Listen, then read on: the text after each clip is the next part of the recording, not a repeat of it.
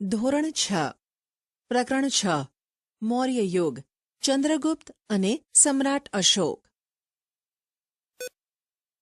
રવિવાર હોવાથી સોસાયટીના 100 બાળકો મેદાનમાં ક્રિકેટ રમવા ભેગા થયા. ભવ્ય અને જલ્પે ટીમ પાડી. બેટિંગ કે બોલિંગ નક્કી કરવા માટે સિક્કો ઉછાળ્યો.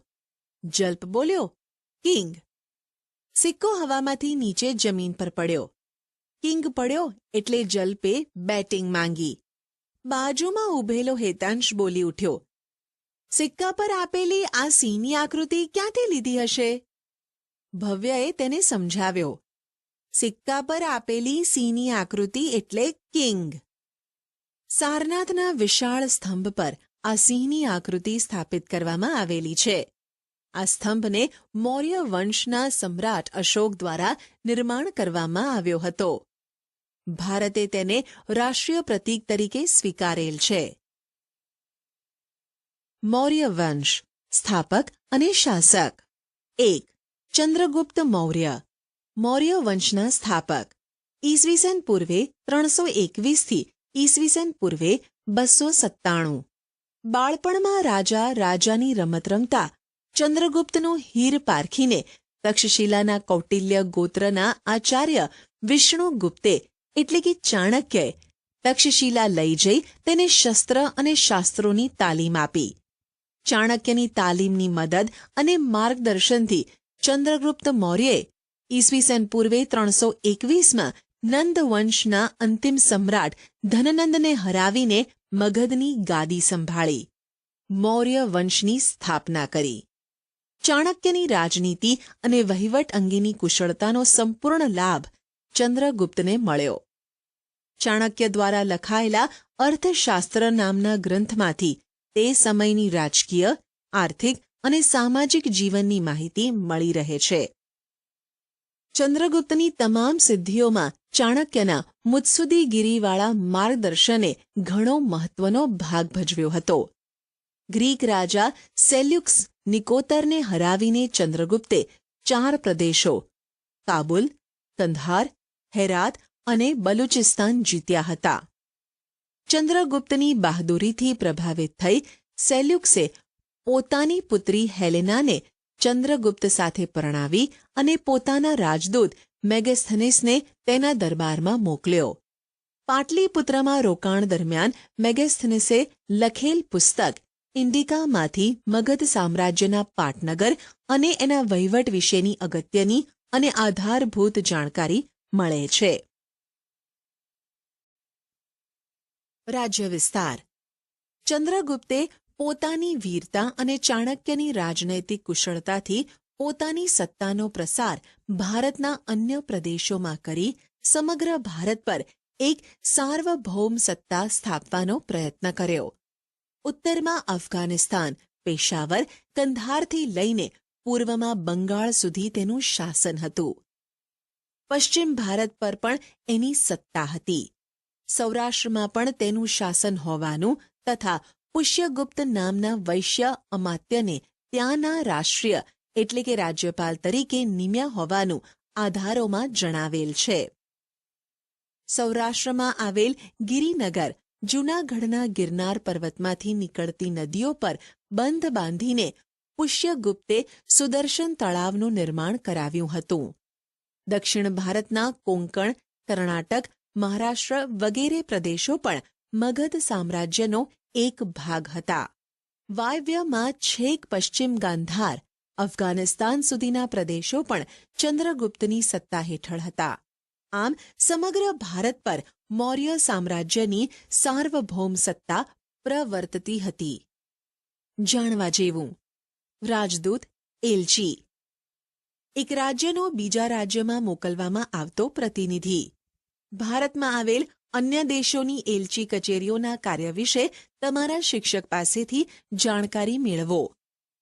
ચંદ્રગુપ્તે તેના જીવનનો અંતિમ સમય જૈન મુનિ ભદ્રબાહુ સાથે મૈસૂર, હાલ કર્ણાટકના શ્રવણબેલગોળામાં વિતાવ્યો હતો. ઈસવીસન પૂર્વે 297માં તે મૃત્યુ પામ્યો. ચંદ્રગુપ્તે 24 વર્ષ રાજ્ય કર્યાનું અને છેલ્લા વર્ષોમાં તેણે જૈન ધર્મ અપનાવ્યાની વાત જૈન પુરાણોમાંથી મળી આવે છે. ભારતમાં મૌર્ય વંશની સ્થાપના પહેલાનો ઇતિહાસ આદ્ય ઇતિહાસ તરીકે ઓળખવામાં આવે છે. મૌર્ય વંશની સ્થાપનાની ચોક્કસ અને આધારભૂત માહિતી વિવિધ સ્ત્રોતોમાંથી મળી રહે છે.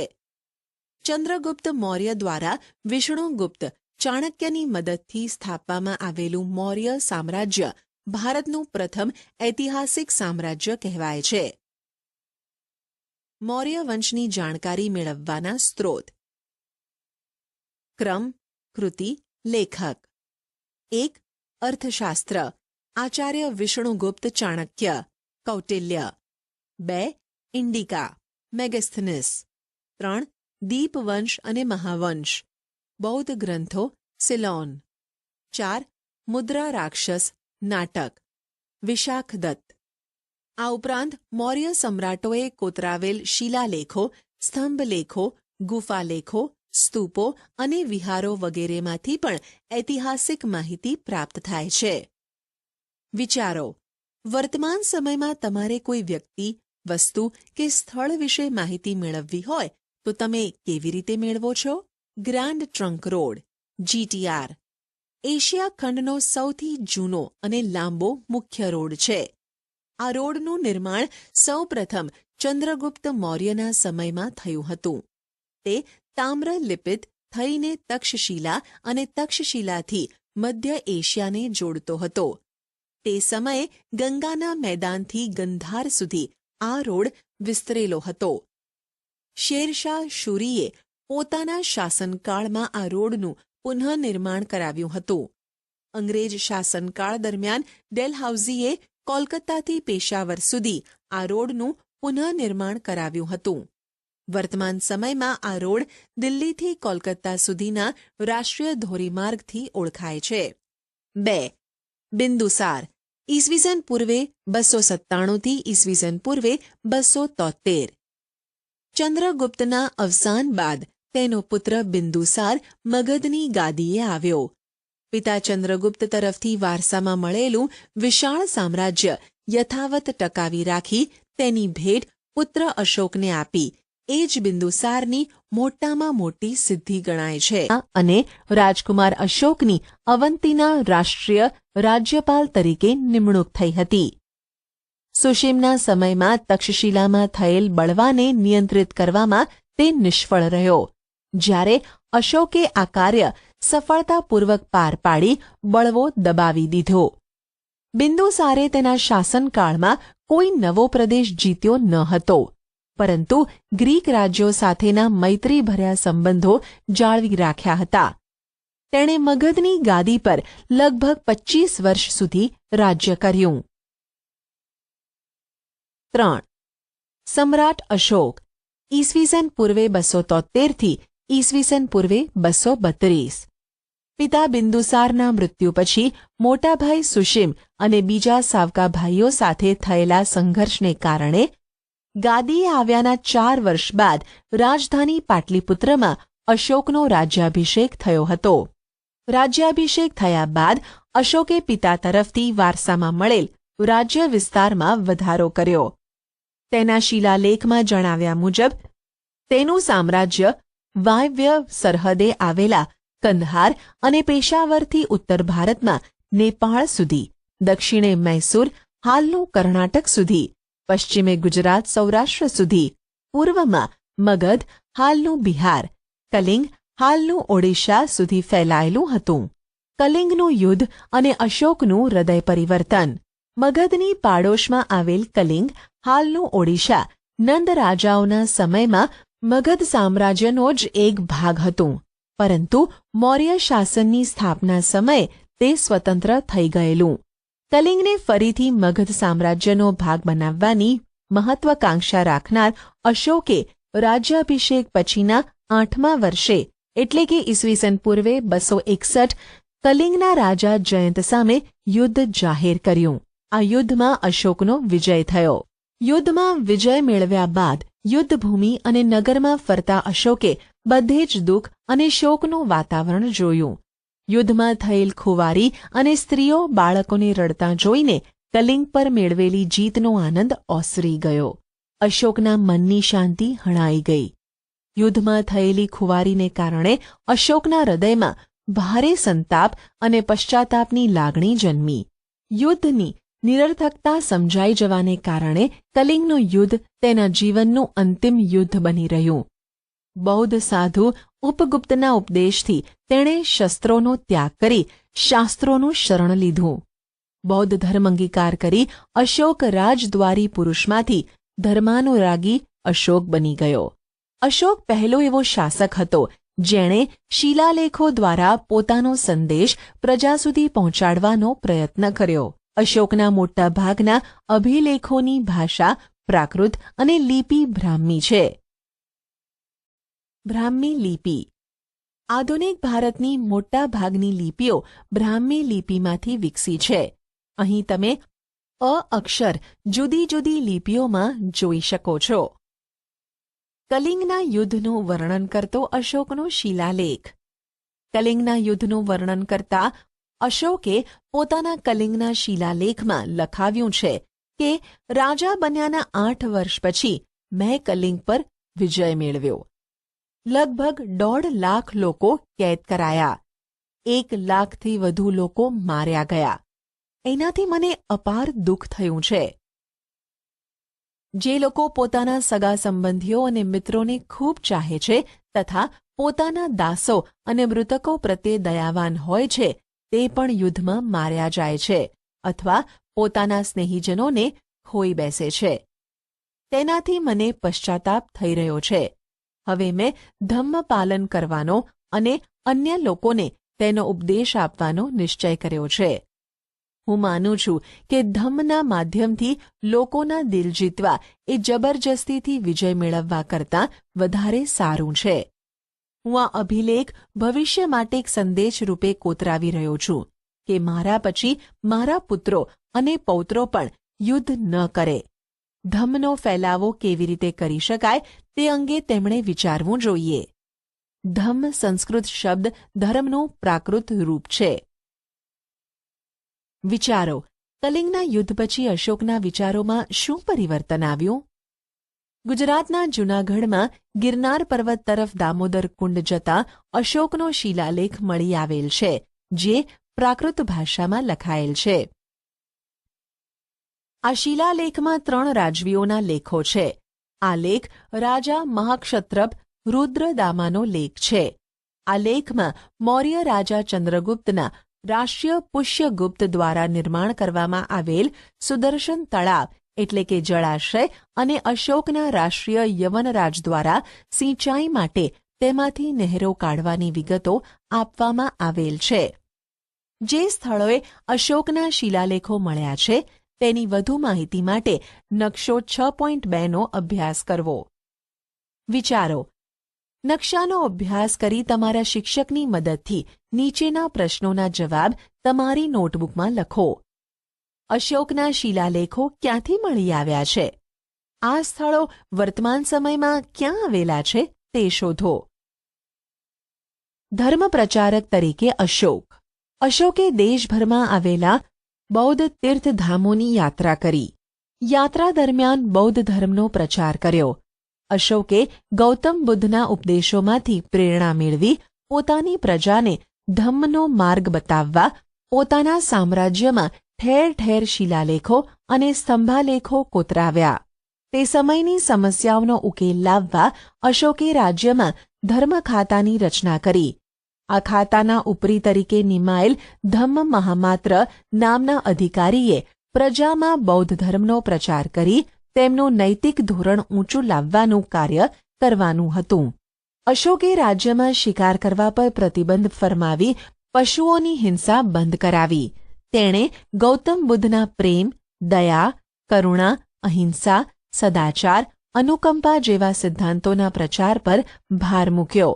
ઉપદેશની સાથે સાથે કેટલીક લોકોપયોગી વાતો પણ શિલાલેખોમાં કોતરાવી.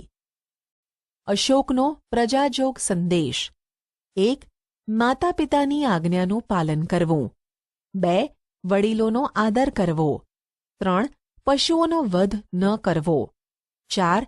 બને તેટલો ઓછો ખર્ચ કરવો. 5. ગુરુની સેવા કરવી. 6. સ્ત્રીઓ અને નોકરો પ્રત્યે માયાળું વર્તન રાખવું. 7. બ્રાહ્મણો અને શ્રમણોને દાન આપવું. 8. અન્ય ધર્મના મુખ્ય સિદ્ધાંતો સમજવાનો પ્રયત્ન કરી તેનો આદર કરવો. પ્રવૃત્તિ. અશોકના પ્રજાજોગ સંદેશમાં આપવામાં આવેલ વિગતોમાંથી કઈ વિગતો વર્તમાન સમયમાં પ્રાસંગિક છે? સરકાર વિવિધ યોજનાઓ, નિયમો, સુધારા વગેરેની માહિતી લોકોને કયા કયા માધ્યમો દ્વારા આપે છે? અશોકે ઈસવીસન પૂર્વે 251માં પાટલીપુત્રમાં મોગલીપુત્ત તિસ્સાના અધ્યક્ષપદે ત્રીજી બૌદ્ધ પરિષદ બોલાવી. આ પરિષદનો મુખ્ય હેતુ બૌદ્ધ ધર્મમાં ઊભા થયેલા મતાંતરો દૂર કરી ધાર્મિક એકતા સ્થાપવાનો હતો. અશોકે ભારતના કાશ્મીર, ગાંધાર, ચોલ, પાંડ્ય અને કેરળ રાજ્યોમાં બૌદ્ધ ધર્મનો પ્રચાર કર્યો હતો.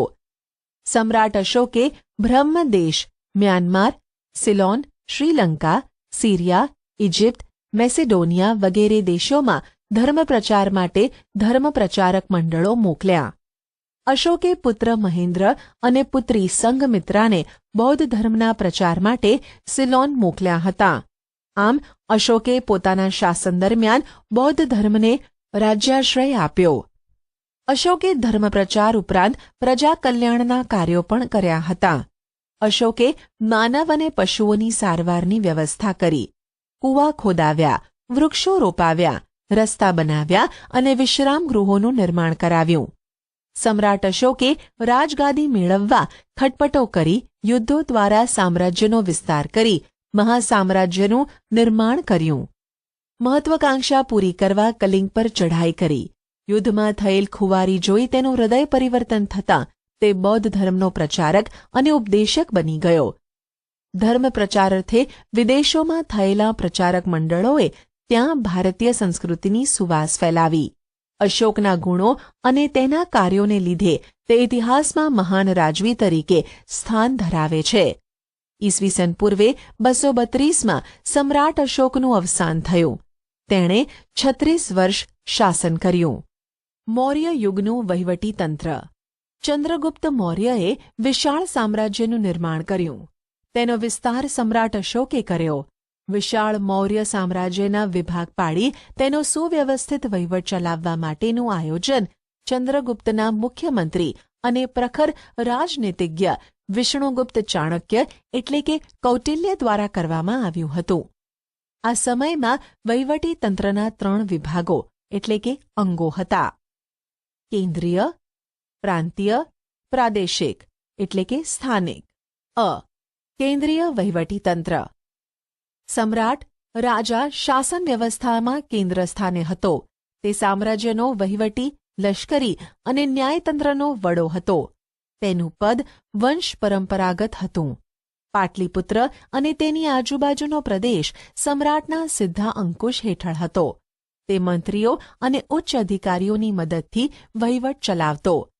ચાણક્ય, કૌટિલ્યએ કુલ 18 ખાતાઓ દર્શાવ્યા છે, જેમાંથી મુખ્ય ખાતાઓ અને તેના ઉપરી વડા નીચે મુજબ છે. ક્રમ, ખાતું, વિભાગ, ઉપરી, વડા. 1. ખેતી વિભાગ, સીતાધ્યક્ષ. 2. લશ્કર ખાતું, સેનાની. 3. ન્યાય ખાતું, પ્રદેશત્રી, મુખ્ય ન્યાયાધીશ. 4. વ્યાપાર ખાતું, પણ્યાધ્યક્ષ.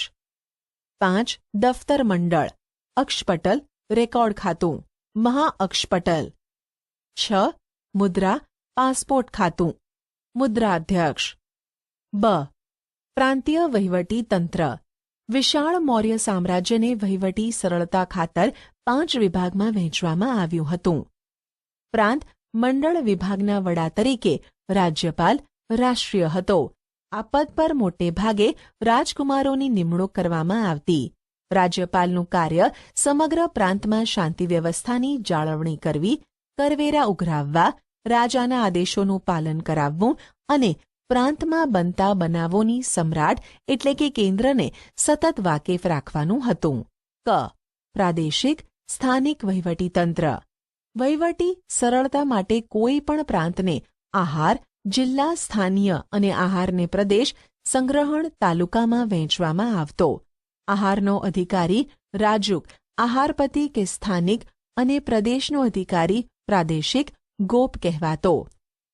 વહીવટીતંત્રનું નાનામાં નાનું એકમ ગ્રામ હતું. તેનો ઉપરી ગ્રામીણ કહેવાતો. ગામના ચૂંટાયેલા સભ્યોની સમિતિની મદદથી ગ્રામીણ ગ્રામનો વહીવટ ચલાવતો. સમ્રાટ અશોકના ઉત્તરાધિકારીઓ તથા મૌર્ય વંશનું પતન. સમ્રાટ અશોકના મૃત્યુ બાદ તેના ઉત્તરાધિકારીઓ વિશે બ્રાહ્મણ, જૈન અને બૌદ્ધ ગ્રંથોમાંથી જુદી જુદી માહિતી મળે છે. પુરાણોમાં આપેલ માહિતી મુજબ મૌર્ય વંશમાં થઈ ગયેલ કુલ 9 કે 10 રાજાઓએ કુલ મળી 137 વર્ષ શાસન કર્યું હતું. બૌદ્ધ ગ્રંથોમાં જણાવ્યા મુજબ અશોક પછી અનુક્રમે કુણાલ, સંપ્રતિ, શાલિસુક, જયલોક, દશરથ, દેવવર્મા, શતધન્વા અને બૃહદ્રથ રાજાઓ થઈ ગયા. મૌર્ય વંશના અંતિમ રાજા બૃહદ્રથના નિર્બળ શાસનનો લાભ લઈ તેના સેનાપતિ પુષ્યમિત્ર શુંગે લશ્કરી કવાયત જોવાના બહાને બોલાવી તેની હત્યા કરી. આમ ઈસવીસન પૂર્વે 185માં પુષ્યમિત્ર શુંગે મગધની ગાદી પર શુંગ વંશની સ્થાપના કરી મૌર્ય વંશનો અંત આણ્યો.